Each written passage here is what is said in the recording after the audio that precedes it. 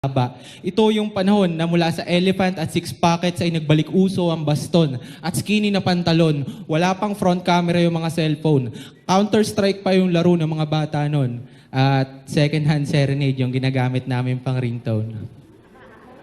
Ito yung panahong hindi mo kailangan maging pogi at maging pet maroon na lodi para patulan ng babae. Kailangan lang may load palagi at matyagang mag-register ng Anli. Walang panliligaw na nangyari. Basta magka-text lang kami umaga, tanghali hanggang gabi. Isang araw tinanong ko siya, "So ano, tayo na ba?"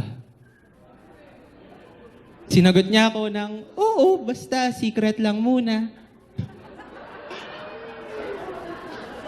Sapat na siguro ang 10 taon para ibunyag itong sikreto. Ito ang kwento ng first date sa buhay ko. Bilang mga estudyante pa lang kami, wala akong pera panlibre ng pagkain o ng sine, kaya yung espesyal na